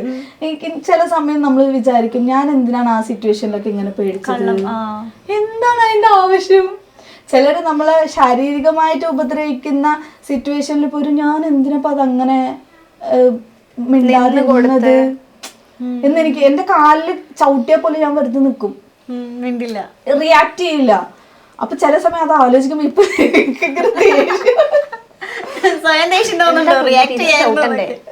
അപ്പൊ ഞാൻ തിരിച്ച് അല്ല എന്റെ കാലം എന്തോ നിനക്ക് ചവിട്ടാനുള്ളതാണോ എന്ന് എന്തുകൊണ്ട് ഞാൻ ചോദിച്ചില്ല എന്നൊക്കെ ചില സമയം തോന്നാറുണ്ട്. പക്ഷെ അവര് വിചാരിക്കുന്നത് ഈ കാലമൊക്കെ മാറും, പിന്നീട് എന്തെങ്കിലുമൊക്കെ തിരിഞ്ഞു വരും എന്നുള്ളത് ആരും ചിന്തിക്കുന്നില്ല. പക്ഷെ ഒരാൾ കരഞ്ഞിട്ടുണ്ടെങ്കിൽ ഈ ഭൂമിയിൽ നമ്മളെ കാരണം കൊണ്ടോ അല്ലെങ്കിൽ നമ്മുടെ ഒരു വാക്ക് കൊണ്ടോ നോട്ടം കൊണ്ടോ പ്രവൃത്തി കൊണ്ടോ എവിടെയെങ്കിലും ഒരാളുടെ കണ്ണിൽ നിന്നും കണ്ണീര് വന്നിട്ടുണ്ടെങ്കിൽ ഉറപ്പിച്ചോ അത് തിരിച്ചു കിട്ടും. ഇന്നല്ലെങ്കിൽ നാളെ ആ കണ്ണീരിലുള്ള മറുപടി അവരുടെ ലൈഫ് കൊണ്ടോ എന്തെങ്കിലും കൊണ്ടോ അവർ തിരിച്ചു പറയും. പക്ഷെ എനിക്കങ്ങനെ റിവെഞ്ച് ചെയ്യണമെന്നൊന്നുമില്ല. പക്ഷെ അത് നമ്മൾ അതെ അതെ അത് അവർക്ക് കാണുമ്പോ അവർക്ക് ഭയങ്കര ഇപ്പൊ ഇറിറ്റേഷൻ ഉണ്ടല്ലോ, അത് കാണുമ്പോ ഓരോ സക്സസും നമ്മുടെ അവർക്ക് അത് കാണുമ്പോ അവർക്ക് അത് ബുദ്ധിമുട്ടാണ്. അതന്നെയാണ് നമുക്ക് ഏറ്റവും കിട്ടുന്ന വലിയൊരു ഗിഫ്റ്റ് എന്ന് പറയുന്നത്. അവർക്ക് കൊടുക്കാൻ പറ്റിയ ഏറ്റവും വലിയ ശിക്ഷ നമ്മളെ വളർച്ച. നമ്മുടെ പതനം ആഗ്രഹിച്ചവർക്ക് നമ്മുടെ വളർച്ച കാണിച്ചു കൊടുക്കുക. അപ്പൊ ഒരു ഇറിറ്റേഷനായി സ്വയം കൂടെ ഇല്ലാണ്ടോ.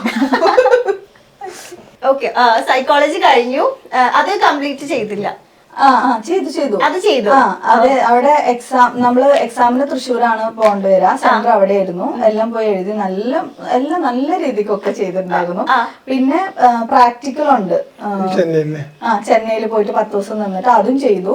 അപ്പോഴാണ് അറിഞ്ഞത് ആ യൂണിവേഴ്സിറ്റിക്ക് UGC അപ്രൂവ്ഡ് ആ കോഴ്സിന് ഇല്ല എന്നുള്ളത്. ആകെ തകർന്ന് തെരിപ്പണായി പോയി. കാരണം നമ്മൾ ഈ 3 വർഷം നിന്നത് ഞാൻ അതിനുശേഷം PG എടുക്കണം, PhD എടുക്കണം, അങ്ങനെയെങ്കിലും ഒരു DR കിട്ടുമല്ലോ എന്നൊക്കെ വിചാരിച്ച് പിന്നെ ഞാൻ അതിന്റെ പുറകെ പോയില്ല. പ്രാക്ടിക്കൽ എക്സാമിൽ ഒരു പേപ്പർ മാത്രം എടുക്കണം, എനിക്ക് എഴുതണമായിരുന്നു. പക്ഷെ ഞാൻ നിന്നില്ല, കാരണം UGC അപ്ലോഡ് അല്ലെങ്കിൽ പിന്നെ എന്തിനാ ചെയ്യണമെന്ന് വിചാരിച്ചിട്ട് അങ്ങനെ അത് അവിടെ ഡ്രോപ്പ് ചെയ്ത്. അതിനുശേഷമാണ് ഈ ഓൾട്ടർനേറ്റീവ് ഫീൽഡിലേക്ക് പോകുന്നത്. അങ്ങനെയാണ് ഡയബറ്റിസ് എഡ്യൂക്കേറ്റർ കോഴ്സ് ചെന്നൈയിൽ ഉണ്ടായിരുന്നത്. പഠിക്കാനായിട്ട് പോയി. ഒരാഴ്ച ആകുമ്പോഴേക്കും എനിക്ക് ഭയങ്കര ടയേർഡൊക്കെ ആയിരുന്നു. അപ്പൊ എനിക്ക് പെട്ടെന്ന് തോന്നി പ്രഗ്നൻസി ടെസ്റ്റ് ചെയ്ത് നോക്കാം. അപ്പൊ 2 കുട്ടികളാണല്ലോ, ചെയ്ത് നോക്കാന്ന് നോക്കിയ സമയത്ത് കിടക്കുന്ന പോസിറ്റീവ്. അപ്പൊ ഞാൻ ഫോൺ ചെയ്ത് ഇങ്ങനെ പറഞ്ഞു. ഞാൻ ആദ്യം തന്നെ പറഞ്ഞു ടെൻഷൻ ഒന്നും ആവണ്ട, എന്തോ വലുത് വരാനുണ്ട് എന്ന് തോന്നിയത് സത്യമായിരുന്നു. അങ്ങനെയാണ്. അപ്പൊ ആൾക്ക് ഭയങ്കര ഒരു ഇതായിരുന്നു. കാരണം ഇത് പോയിരിക്കുകയാണ്, നമ്മള് ക്ലിനിക്ക് ഇട്ടിട്ടുണ്ട്, 25,000 rupees വാടകയ്ക്ക് എടുത്തിട്ടുണ്ട്. അതൊക്കെ ഇനി എങ്ങനെ റൺ ചെയ്യുന്നുള്ള ടെൻഷനും കാര്യങ്ങളൊക്കെ ആയിരുന്നു. അപ്പൊ ഞാൻ പറഞ്ഞു പഠിച്ചോൻ തന്നിട്ടുണ്ടെങ്കിൽ അത് നമ്മൾ എടുക്കും, കൊണ്ടുപോകും. ഈ പറഞ്ഞ പോലെ ഒരു കുഞ്ഞിനെ നശിപ്പിച്ചിട്ട് എനിക്കൊരു ലൈഫ് എനിക്ക് വേണ്ട എന്നുള്ളത്. അങ്ങനെ കോഴ്സ് കംപ്ലീറ്റ് ചെയ്തു. ആ സമയത്താണ് ട്രെയിനിലൊക്കെ വരുമ്പോൾ ഭയങ്കര സ്ട്രഗ്ലിംഗ് ആയിരുന്നു, ഭയങ്കര ബുദ്ധിമുട്ടായിരുന്നു. ഒരു സമൂഹത്തില് ഒരു പെൺകുട്ടി പുറത്തേക്ക് പോവാന്ന് പറഞ്ഞാൽ തന്നെ അറിയാലോ. അപ്പൊ ഈ കാണുന്ന ഈ രൂപം അല്ലായിരുന്നു, കുറച്ചും കൂടെ ഞാൻ ചെറുതാണ്. മീൻസ് സൈസിൽ കുറച്ചും കൂടെ ചെറുതാണ്. അപ്പൊ അതിൻ്റെതായിട്ടുള്ള കുറെ പ്രോബ്ലംസ് TT വരെ നമ്മളെ പ്രയാസപ്പെടുത്തിയിട്ടുണ്ട് ട്രെയിനിൽ പോകുന്ന സമയത്ത്. പിന്നെ പ്രഗ്നൻസിയും കൂടെ അതിന്റെ കുട്ടിക്ക് എന്തെങ്കിലും സംഭവിക്കുമോ എന്നുള്ള ടെൻഷനും കാര്യങ്ങളൊക്കെ ആയിട്ടാണ് ഇത് കംപ്ലീറ്റ് ചെയ്യുന്നത്. പിന്നെ MHRDയുടെ നാച്ചുറൽ തെറാപ്പി കോഴ്സും കൂടെ അതിൻ്റെ കൂടെ ചെയ്തിട്ടുണ്ടായിരുന്നു. അപ്പൊ അതിനുശേഷം വീക്കിലി പോകണം. ഈ യാത്രകൾ കൊണ്ടോ എന്താണെന്ന് അറിയില്ല, യൂട്രസ് ലീക്കായി താഴേക്ക് ഇറങ്ങി വന്നു. ബേബി താഴേക്ക് ഡ്രോപ്പ് ആവാൻ തുടങ്ങി. 4 മാസം ലാസ്റ്റ് 5 മാസം തുടങ്ങുന്ന ആ ഒരു സമയത്ത് പിന്നെ ഞാൻ ഡോക്ടറെ അടുത്ത് പറയാൻ പേടിച്ച്. കാരണം റെസ്റ്റ് പറയുന്നത് എനിക്ക് ഉറപ്പായി. കാരണം ഞാൻ നടക്കുമ്പോൾ എനിക്ക് ഫീൽ ആവുന്നുണ്ട് താഴേക്ക് എന്ന് പറഞ്ഞു വരുന്നത്.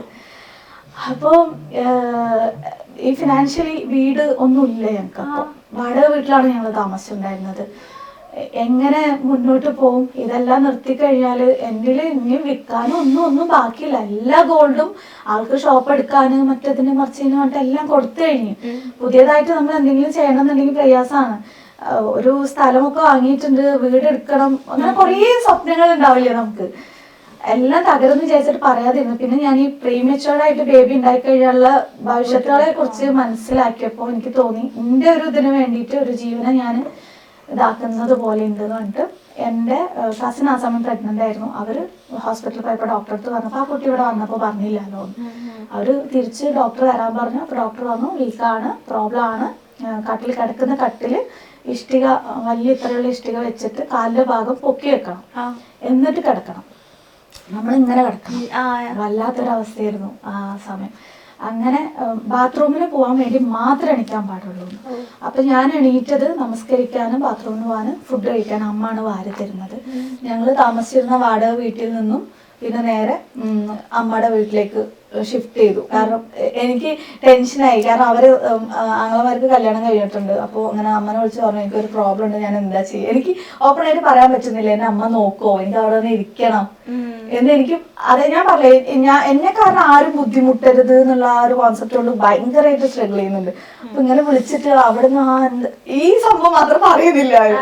അപ്പൊ പറയുന്നില്ല. അപ്പൊ എനിക്ക് ഭയങ്കര സങ്കടമായിട്ട് ഫോൺ വെച്ച് എങ്ങനെ കാര്യമായിരുന്നു. പിന്നെ വിളിച്ചിട്ട് അല്ല നീ ഇങ്ങോട്ട് വാ, ഇവിടെ നിന്ന് നോക്കാം, ശരി 2 കുട്ടികളെല്ലാം നമുക്ക് എന്തെങ്കിലും ചെയ്യാന്നുള്ളത്. അങ്ങനെ വീട്ടിൽ പോയിട്ട് നിന്നു. പിന്നെ ഫുൾ റെസ്റ്റ്. ഞാൻ ഈ ഒരു 38-40 കിലോയാണ് അപ്പം ഉണ്ടായിരുന്നത്. 92 കിലോ ഞാൻ പ്രസവം ആവുന്ന സമയത്ത് എന്റെ വെയിറ്റ് ആയത്. കാരണം റെസ്റ്റ് കിടപ്പ്, ഈ പറഞ്ഞ പോലെ ഈ പെയിന്, രാത്രി തീരെ ഉറക്കുണ്ടാവില്ല. ഉറങ്ങുന്ന സമയം ആ റൂമൊക്കെ ഇരുട്ടാക്കിയിട്ട്, എപ്പോഴാണ് ഞാൻ ഉറങ്ങുന്നത് ആ സമയത്ത് ആരും ഒച്ചയില്ലാതെ ഇരുട്ടാക്കിയിട്ട് കുട്ടികളെ കൊണ്ട് അമ്മ നോക്കും. രാത്രി ഉറക്കുണ്ടാവില്ല, കരഞ്ഞോണ്ടേയിരിക്കും. പെയിന് സഹിക്കാൻ പറ്റാത്ത പെയിനായിരിക്കും. ക്ലിനിക്കെല്ലാം ക്ലോസ് ചെയ്തു, ട്രീറ്റ്മെന്റ് ഇല്ല, ഒന്നുമില്ല. വേറൊരു ജീവിതത്തിലേക്ക് മാറി. എണീറ്റ് ബാത്റൂമിലേക്ക് ഒരു 3 സ്റ്റെപ്പ് എടുത്ത് വെക്കുമ്പോഴേക്കും ചിലപ്പം നടക്കാൻ പറ്റാതാവും. കാല് ബോൺ ലോക്കാവും, ബേബി ഹെഡ് ഇറങ്ങിയിട്ട്. അത്രയ്ക്കും പ്രയാസമായിരുന്നു 3ാമത്തെ ആള്. അങ്ങനെ അവസാനം ഹോസ്പിറ്റൽ കോയമ്പത്തൂരായിരുന്നു അങ്ങനെ ട്രീറ്റ്മെന്റ്. എന്തെങ്കിലും കോംപ്ലിക്കേഷൻ ഉണ്ടെങ്കിൽ അവിടെ പെട്ടെന്ന് ഇതാക്കാൻ വേണ്ടിയിട്ട് കോയമ്പത്തൂർ എല്ലാ ചെലവും എൻ്റെ ഫാദർ ആയിരുന്നു നോക്കിയിട്ടുണ്ടായിരുന്നത്. ഞങ്ങളുടെ ആ ഒരു ബുദ്ധിമുട്ടുന്ന ആ ഒരു സമയത്ത് അത്രയും വലിയ ഹോസ്പിറ്റലിൽ പോയിട്ട് എനിക്ക് പറ്റൂലായിരുന്നു. അപ്പോൾ ഞാൻ ഇങ്ങനെ ഓരോ മാസം കഴിയുമ്പോൾ ഇങ്ങനെ ടെൻഷനായിട്ട് ഇങ്ങനെ ബേജാറായിട്ട് ഇരിക്കുമ്പോൾ ലാസ്റ്റ് ആരോ കൊണ്ടുവന്ന് എന്തോ ഏൽപ്പിച്ച പോലെ ഒരു ദിവസം പെട്ടെന്ന് എൻ്റെ ഫാദർ വന്നിട്ട് പറഞ്ഞു, ഇനി ഇവിടെ നോക്കണ്ട, KMCH പോയെന്ന്. ഞാൻ പറഞ്ഞു പൈസ കൊടുക്കും, ഞാൻ തരാന്ന് പറഞ്ഞു. എനിക്ക് ഞാനിപ്പം ഈ കാണുന്ന ഈ സാധനങ്ങളൊക്കെ ഉണ്ടല്ലോ, ഈ വാങ്ങുന്നതൊക്കെ എൻ്റെ ഫാദർക്ക് മരിച്ചിറക്കുന്ന കവറിലേക്ക് ഞാൻ കൊടുക്കുന്ന ഗിഫ്റ്റ് ആയിട്ട് എനിക്ക് തോന്നുന്നു. കാരണം ഇതുപോലെയുള്ള ഒരുപാട് പ്രയാസങ്ങളിൽ എനിക്ക് അത്രയും സപ്പോർട്ടായിട്ട് നിന്ന ഒരാളാണ്. പിന്നെ ലാസ്റ്റ് ടൈം ഞങ്ങളുടെ ഈ ഫാമിലി പ്രോബ്ലം ഉള്ള സമയത്തും അതുവരെ എനിക്ക് സപ്പോർട്ട് ചെയ്യില്ലായിരുന്നു. ആൾക്ക് അറിയില്ല ഞാൻ എന്താണ് സ്ട്രഗിൾ ചെയ്യുന്നത്, ബുദ്ധിമുട്ടുന്നത് എന്നുള്ളത്. അപ്പോൾ ആള് എൻ്റെ കൂടെ ലാസ്റ്റ് ടൈമിൽ അവസാനം വരെ ഞാനായിട്ട് ചെയ്തു തന്നത് ഞാനായിട്ട് സോൾവ് ആക്കി തരാം എന്നൊരു വാക്ക് പറഞ്ഞു. ഞാൻ പറഞ്ഞു എനിക്ക് ഇനി ഒന്നും കേൾക്കണ്ട, ബാക്കിയൊക്കെ ഞാൻ ശരിയാക്കിക്കോളാം, എനിക്ക് അത്രയും കേട്ടാൽ മതി എന്ന് പറഞ്ഞിട്ട്. അപ്പോൾ എൻ്റെ ഫാദറിന് ഞാനിപ്പോൾ കൊടുക്കുന്ന ഗിഫ്റ്റാണ് ആ ഒരു ഭക്ഷണം. ഒരാളിപ്പോൾ കഴിക്കുന്ന സമയത്ത് അവർക്ക് മനസ്സിൽ നിന്ന് ഉണ്ടാവുന്ന ഒരു സന്തോഷം ഉണ്ടാവുമല്ലോ, അതിൻ്റെ ഒരു കൂലി ആൾക്ക് മരിച്ചടക്കുന്ന ആ ഒരു കൂലി കിട്ടുമല്ലോ എന്ന് വിചാരിച്ച് ഇങ്ങനെ ഓരോ കാര്യങ്ങൾ നമ്മൾ ചെയ്യുന്നു. ആൾ ഓൾറെഡി അങ്ങനെ ചെയ്തിരുന്ന ഒരാളാണ്. 150 ഫാമിലിക്ക് ഞങ്ങൾ പോലും അറിയാതെ ഭക്ഷണ സാധനങ്ങൾ എത്തിച്ചു കൊടുത്തിരുന്ന ഒരാളാണ്. അങ്ങനെയൊക്കെയാണ്. ഓക്കെ. ഇപ്പൊ ചെന്നൈയില് യാത്ര ചെയ്യുന്നു എന്ന് പറഞ്ഞിട്ടുണ്ടായിരുന്നു. ഇപ്പൊ എല്ലാ വീക്കിലും അവിടെ നിന്ന് ഇങ്ങോട്ടും ഇവിടെ നിന്ന് അങ്ങോട്ടൊക്കെ യാത്ര ചെയ്യുന്നു. അപ്പോഴാണ് TTRന്റെ ഒരു ഇഷ്യൂ മെൻഷൻ ചെയ്തിട്ടുണ്ടായിരുന്നു. എനിക്ക് തോന്നുന്നു ഈ ഒരു സമയത്ത് പിന്നെയും പെൺകുട്ടികൾ റിയാക്ട് ചെയ്യും. പക്ഷെ അപ്പോഴും റിയാക്ട് ചെയ്യും. എനിക്ക് തോന്നുന്നു എനിക്ക് വട്ടായിരുന്നു എന്ന്. ഞാൻ എന്തിനാ അങ്ങനെ പേടിച്ചു? ഞാൻ പെട്ടെന്ന് ആളെ ഫോൺ ചെയ്തിട്ട് ഇയാള് മിസ്ബിഹേവ് ചെയ്യാനായിട്ട് ട്രൈ ചെയ്യുന്നുണ്ട്, എനിക്കറിയില്ല ഞാൻ എന്ത് ചെയ്യണം, എനിക്ക് ഭയങ്കര പേടിയായിരിക്കുന്നു. അപ്പൊ ട്രെയിൻ എടുത്തു കഴിഞ്ഞു, എവിടേക്കോ എത്തി, ഒന്നും ചെയ്യാൻ പറ്റില്ല, എന്ത് ചെയ്യും? അവസാനം ഞാൻ ഈ ലഗേജ് വലിയൊരു പെട്ടി ഫുള്ളും ഡ്രസ്സുകളാ ഇതേറ്റ് ഒരു 10-15 പോകിയെന്തോ എങ്ങനെ ഞാൻ ഓടി ഏതൊക്കെയോ ഭാഗത്ത്, അതായത് ഈ ട്രെയിനിന്റെ ഉള്ളിൽ കൂടി ഇത് വലിച്ചോണ്ട് പോയാൽ എന്റെ പുറകെ വരും. എനിക്ക് റിയാക്ട് ചെയ്താൽ മതിയായിരുന്നു. അന്ന് റീസൺ പറഞ്ഞത് ഇത് പിന്നീട് അതിലൂടെ പോകണ്ടല്ലേ, ട്രെയിനിൽ പോകണ്ടല്ലേ, പിന്നീട് കണ്ടു കഴിഞ്ഞാൽ പ്രശ്നം നോക്കുക അയാള്. എനിക്ക് അങ്ങനെ എനിക്ക് ഈ കോഴ്സ് കഴിയുന്നവരെ എനിക്ക് പോകണ്ടേ, അയാൾ ചിലപ്പോ എന്തെങ്കിലും ചെയ്താലോ അല്ലെങ്കിൽ പ്രശ്നമായാലോ അല്ലെങ്കിൽ അവിടെ ബാക്കിയുള്ളവരെ എനിക്ക് സപ്പോർട്ട് ചെയ്തില്ലെങ്കിലോ ബുദ്ധിയില്ലായ്മയാണ്, അതൊന്നുമില്ല. മനസ്സിലായി. അതുവരെയും അതായത് എന്റെ ലൈഫിൽ എന്ന് പറയുമ്പോൾ ജനിച്ചപ്പോ മുതല് ഫാദറാണ് നമ്മളെ നോക്കുന്നത്, എല്ലാം ചെയ്യുന്നത്. അങ്ങനെ പുറത്തേക്ക് പോവാ, ലൈഫ് അങ്ങനെ എൻജോയ് ചെയ്യുന്ന ഫാമിലി ഒന്നും അല്ലായിരുന്നു. തിന്നാൻ കിട്ടുന്നുണ്ടോ പഠിക്കുന്നുണ്ടോ പഠിക്കുക, അങ്ങനെ ടൂർ പോവാ, അങ്ങനെ ഇങ്ങനെയൊന്നും ഒന്നുമില്ല. ഉള്ളത് നല്ല രീതിക്ക് ഉണ്ടാവും എന്നല്ലാതെ വേറെ അതിനുശേഷം അപ്പൊ അങ്ങനെയായിരുന്നു. അപ്പൊ നമുക്ക് എങ്ങനെ ഒരാൾ നമ്മളിൽ അങ്ങനെ ബിഹേവ് ചെയ്ത് ഇനിയൊരു കാര്യം എന്ന് പറഞ്ഞു കഴിഞ്ഞാൽ അതൊന്നും അല്ല മെയിൻ. ഇത് ബാക്കിയുള്ളവർ അറിഞ്ഞു കഴിഞ്ഞാൽ എന്റെ പഠനം നിർത്തും. മെയിൻ എനിക്ക് അതായിരുന്നു.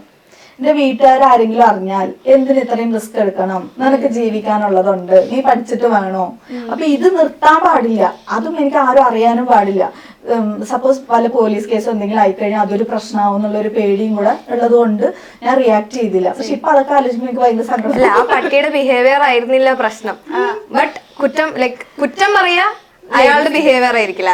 നീ എന്തിനാ പോണേന്നാ ചോദിക്കുക. ഒരു നല്ല, അതായത് ഒരു പെണ്ണ് ഈ സമൂഹത്തിലേക്ക് ഇറങ്ങിക്കഴിഞ്ഞാൽ അവൾ എന്തിനാണോ പോകുന്നത്, ഏതിനാണോ പോകുന്നത്, ബാക്കിയുള്ളവര് അവളോട് പെരുമാറുന്നതിന്റെ ഫുൾ കുറ്റവും പെണ്ണിന് തന്നെ ആയിരിക്കും. നീ എന്തിനാ അങ്ങനെയുള്ള വസ്ത്രം ധരിച്ചു, നീ എന്തിനാ അവനോട് അങ്ങനെ സംസാരിച്ചു, നീ അങ്ങനെ സംസാരിച്ചത് കൊണ്ട് അവനൊരു വികാരം ഉണ്ടായത് കൊണ്ട് അവൻ തിരിച്ചിങ്ങനെ ബിഹേവ് ചെയ്തു. പക്ഷെ അതേത് ഇപ്പൊ നമ്മളൊരു കുട്ടീനെ വളർത്തുന്ന സമയത്ത്, ആൺകുട്ടീനെയും പെൺകുട്ടീനെയും വളർത്തുന്ന സമയത്ത് നീ ഒരു പെൺകുട്ടിയാണ്, നീ ഇങ്ങനെ നടന്നാൽ മതി എന്ന് പറയും. അതേസമയം എത്ര പേര് ആൺകുട്ടികളോട് പറയും നീ ഒരു ആൺകുട്ടിയാണ്, മറ്റുള്ള പെൺകുട്ടികളോട് ഇങ്ങനെ ബിഹേവ് ചെയ്യണം എന്ന് എവിടെയെങ്കിലും നമ്മൾ കേട്ടിട്ടുണ്ടാവും. ഇപ്പൊ വേണമെങ്കിൽ കുറെ ആൾക്കാർ പറയുന്നുണ്ടാവും. പക്ഷെ ആ ഒരു കോൺസെപ്റ്റ് ആയിരുന്നല്ലോ നമ്മുടെ മൈൻഡിൽ. ഇത് എങ്ങനെ പോയി എങ്ങനെ തിരിഞ്ഞു വന്നാലും എന്റെ തലയിൽ ഇവര് ഇടുള്ളൂ, അപ്പൊ അതെനിക്ക് പ്രോബ്ലം ആവും എന്നുള്ളത്. ഈവൻ ഈ വീഡിയോ നിങ്ങൾ പോസ്റ്റ് ചെയ്യുന്ന സമയത്ത് ഇതിന്റെ അടിയിൽ കമന്റ് വരും, നിന്നെ കൊണ്ട് ആരാണ് പോവാൻ പറഞ്ഞത്, നിനക്ക് അടങ്ങി ഒതുങ്ങി അവന്റെ കുട്ടികളെയും പ്രസവിച്ച് ജീവിച്ചൂടേന്ന് ചോദിക്കുന്ന ആൾക്കാർ ഒരു ഉളുപ്പില്ലാതെ ചോദിക്കും. അത് പ്രത്യേകിച്ച് FB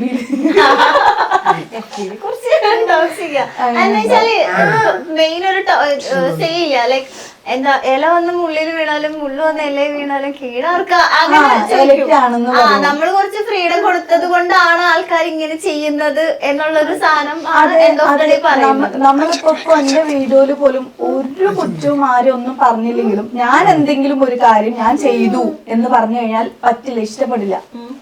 അതെന്താ നീ ചെയ്തു എന്ന് പറയുന്നത്, നീ ഭർത്താവിനെ അപമാനിച്ചു എന്ന് പറയും. ഭർത്താവിനോടൊരു റോളേ ഇല്ല ആക്ച്വലി. അത് ഞാൻ വാങ്ങിയതാണ് കേട്ടോ എന്ന് പറഞ്ഞാൽ അതെന്താ നീ വാങ്ങിയെന്ന് പറഞ്ഞാൽ ഭർത്താവിന് എന്താ കുറ്റം പറയുന്നത് ചോദിക്കും. എനിക്ക് അറിയുന്നില്ല, നമുക്ക് നമ്മുടെ അധ്വാനത്തിനും നമ്മുടെ വേർപ്പിനും ഒന്നും ഒരു വിലയില്ല. അത് നമ്മുടെ ജന്മന ഇൻസിസ്റ്റ് ആയ പോലെ ഈ സ്ത്രീകൾ എന്ന് പറഞ്ഞാൽ ഇതൊക്കെ ചെയ്യേണ്ടതാണ്, ഒരു നിർബന്ധം അവിടെയുള്ള പോലെ. പക്ഷെ ആണുങ്ങൾ എന്ന് പറഞ്ഞാൽ അങ്ങനെയല്ല. ഒരാണ് ആരെ ഇപ്പൊ ഒരു ഭാര്യനെ എന്തെങ്കിലും ഹെൽപ്പ് ചെയ്താൽ ഭയങ്കര കാര്യമായിട്ട് എടുത്തു പറയുന്ന ആൾക്കാരുണ്ട്. അയ്യോ, അതായത് നമ്മൾ ചെയ്തു കൊടുക്കുന്നതിന് ആരാ അപ്രിസിയേഷൻ തരുന്നത്? തരില്ല. കാരണം അത് നമ്മുടെ കടമയായിട്ട് കാണണം. പക്ഷെ അങ്ങനെയല്ല ആക്ച്വലി. ഒരു ഫാമിലി റൺ ചെയ്ത് കൊണ്ടുപോകണമെങ്കിൽ രണ്ടുപേരും ഈക്വൽ ആയിട്ട് ജോലികളെല്ലാം ചെയ്യണം. അല്ലാതെ ഒരാൾക്ക് മാത്രം അങ്ങനെ എഴുതി കൊടുത്തൊരു സംഭവം ഒന്നല്ലല്ലോ. പക്ഷെ അത് അംഗീകരിച്ച് തരാൻ നമ്മുടെ സമൂഹം കുറച്ച് മടിക്കും. എനിക്ക് തോന്നുന്നു കുറച്ചൊക്കെ ചേഞ്ചസ് വന്നിട്ടുണ്ട്, കുറച്ചുകൂടി കഴിയുമ്പോൾ ബെറ്റർ ആവും തോന്നുന്നു. ആവോന്നുള്ളതൊന്നും അറിയില്ല. കാരണം ഈ ആൾക്കാർ തന്നെയാണല്ലോ കുറെ കഴിഞ്ഞാലും കൂടെ വരും. പിന്നെ ഇവരുടെയൊക്കെ ജനറേഷൻ വരുമ്പോഴേക്കും പിന്നെ തലകുത്തി നിൽക്കുന്ന അവസ്ഥയായിരിക്കും. അത് വേറെ പിടിച്ചാൽ കിട്ടാത്തൊരവസ്ഥയിലേക്ക് അങ്ങോട്ട് മാറും. ഇപ്പൊ 2 ആൺകുട്ടികൾ ഉണ്ട്. അപ്പം എന്താണ് ഈ ആൺകുട്ടികൾക്ക് മാത്രമായിട്ട് എന്തെങ്കിലും ഈ ഉപദേശങ്ങൾ എന്തെങ്കിലും കൊടുത്തിട്ടുണ്ടോ? അല്ലെങ്കിൽ ഇങ്ങനെ വേണം ലൈഫിൽ നിന്ന് അവരോട് മാത്രമായിട്ട് പറയുന്നത് എന്താ? അതായത് നമ്മുടെ വീട്ടിലെ ജോലികളാണെങ്കിലും എന്ത് തന്നെ ആണെങ്കിലും നമുക്ക് ജീവിക്കുക എന്നുള്ളത് നമ്മുടെ ബാധ്യതയാണ്. ഇവരെ ജീവിപ്പിക്കാനും വേണ്ടിയിട്ട് സ്ത്രീകളെ മൊത്തത്തില് ചൂഷണം ചെയ്ത് ജീവിക്കുന്നത് എനിക്ക് ഒട്ടും താല്പര്യമുള്ള ഒരു കാര്യമല്ല. ഇവന് ഫുഡ് കഴിക്കണം എന്നുണ്ടെങ്കിൽ അത് അവന്റെ കടമയാണ്, അവനുണ്ടാക്കാം. പക്ഷെ അതുണ്ടാക്കില്ല, അതുണ്ടാക്കി കഴിഞ്ഞാൽ നാണക്കേടാ. ഒരാണ് അടുക്കളയിൽ കയറുന്നത് നാണക്കേടാണ് എന്നാണ് പറയുന്നത് അല്ലേ? പക്ഷെ അത് അങ്ങനെയല്ല ആക്ച്വലി. ഈക്വലി ഇപ്പൊ വേണമെങ്കിൽ ഒരു അണ്ടർസ്റ്റാൻഡിങ്ങിന് പുറത്ത് ഇപ്പൊ ഹസ്ബൻഡ് ജോലിക്ക് പോകുന്നു, ഓക്കെ, ഫിനാൻഷ്യലി നമുക്ക് പൈസ ഉണ്ടെങ്കിൽ നമുക്ക് വീട്ടിൽ സാധനങ്ങൾ വരുള്ളൂ, വെക്കാൻ പറ്റുള്ളൂ എന്നുള്ളത്. അപ്പൊ ഒരു ഭാര്യ വീട്ടിലുള്ള കാര്യങ്ങൾ നോക്കണം, അങ്ങോട്ടും ഇങ്ങോട്ടും അണ്ടർസ്റ്റാൻഡിങ്ങിൽ പോകുന്നത് ഓക്കെയാണ്. അതല്ലാതെ ഇപ്പൊ ഒരു വർക്കിംഗ് വുമന്റെ കേസിലൊന്ന് നോക്കൂ, ആണുങ്ങൾ വീട്ടിൽ പണി ചെയ്തിട്ട് പോവോ? ഇല്ല. അവര് പുറത്തു പോയിട്ട് ജോലി ചെയ്യും. ഓക്കെ, നിനക്ക് വീട്ടിലുള്ള ജോലിയാണ് നിന്റെ ജോലി, പക്ഷെ നിനക്ക് പുറത്തുപോയി ജോലി ചെയ്യണം, സ്വന്തം കാലിൽ നിൽക്കണം, ഏണിങ്സ് ഉണ്ടാക്കണം എന്നുണ്ടെങ്കിൽ അത് നിന്റെ മാത്രം താല്പര്യമാണ്. സോ നീ വീട്ടിലുള്ള ജോലിയും നീ തന്നെ ചെയ്യണം എന്നാണ്. സെയിം ടൈം രണ്ടുപേരും കൂടെ പരസ്പരം ഒരു സ്നേഹത്തോടെ ചെയ്യുകയാണെങ്കിലോ. ഇനി ഒന്ന്, സ്ത്രീകൾ വീട്ടിൽ നിന്ന് പണികൾ ചെയ്യുന്നു, കുട്ടികളെ നോക്കുന്നു, ആണുങ്ങൾ ജോലിക്ക് പോകുന്നു. ഓക്കെ, അത് തിരിച്ചൊന്ന് ചിന്തിച്ചു നോക്കിയല്ലോ, അംഗീകരിക്കില്ല. അവനെ തലച്ചിട്ടിരിക്കുകയാണ്, അവൻ അങ്ങനെ ചെയ്യണം. പക്ഷെ ഇവര് തമ്മിൽ പ്രോബ്ലം അല്ലെങ്കിലും പേരുകൾ വരും, പെൺകോന്തൻ വരും, പാവട താങ്ങിന്ന് വരും, അങ്ങനെ കുറെ പേരുകൾ അവര് വിളിക്കും. അതെ, ഒരു ലേഡിക്ക് എന്തെങ്കിലും സപ്പോർട്ട് ചെയ്യണമെന്ന് തോന്നിക്കഴിഞ്ഞാൽ തന്നെ അങ്ങനെ പറയും. പക്ഷെ അവര് തമ്മിൽ പ്രോബ്ലം അല്ലെങ്കിലും നാട്ടുകാർക്ക് ഭയങ്കര പ്രശ്നമാണ്. അവർക്ക് നമ്മളെ എന്തെങ്കിലും ഇഷ്യൂ ആകണം എന്നാലും അവർക്ക് സമാധാനം ഉണ്ടാവും. പക്ഷെ എല്ലാരും അല്ല കേട്ടോ, ഒരുപാട് സപ്പോർട്ട് ചെയ്യുന്ന നല്ല മനസ്സുള്ള ഒത്തിരി ആൾക്കാരുണ്ട്. കുറച്ച് വിഭാഗം ഇപ്പോഴും പണ്ട് ഈ തിട്ടിൽ ഇങ്ങനെ ഇരുന്ന് പരദൂഷണം പറഞ്ഞ് രസിക്കുന്ന ആൾക്കാർ ഇപ്പൊ കമന്റിലൂടെ പറഞ്ഞ് ഓപ്പൺ ആയിട്ട് ഞങ്ങൾ പരദൂഷണം പറയുന്ന ആൾക്കാരാണ്, ഞങ്ങൾക്ക് അസൂയുണ്ട് എന്നൊക്കെ ഓപ്പൺ ആയിട്ട് അവരെന്നെ കാണിക്കും. ഞാൻ എന്റെ വീഡിയോസിൽ പറയുന്ന കാര്യം ഓപ്പൺ ആയിട്ട് അവര് പറയും. എങ്ങനെ ഇപ്പൊ ഈ നെഗറ്റീവ് കമന്റ്സ് നമ്മളിപ്പോ ഇതിനെ കുറിച്ച് പറയുന്നോണ്ട് ചോദിക്കാണ്, നെഗറ്റീവ് കമന്റ്സിനൊക്കെ എങ്ങനെ എടുക്കുന്നത്? ഇപ്പം ഡിലീറ്റ് ചെയ്ത് കളയാറുണ്ടോ അല്ലെങ്കിൽ വകവയ്ക്കാറില്ല? തിരിച്ചടിക്കുന്നു, നന്നായി തിരിച്ചടിക്കും.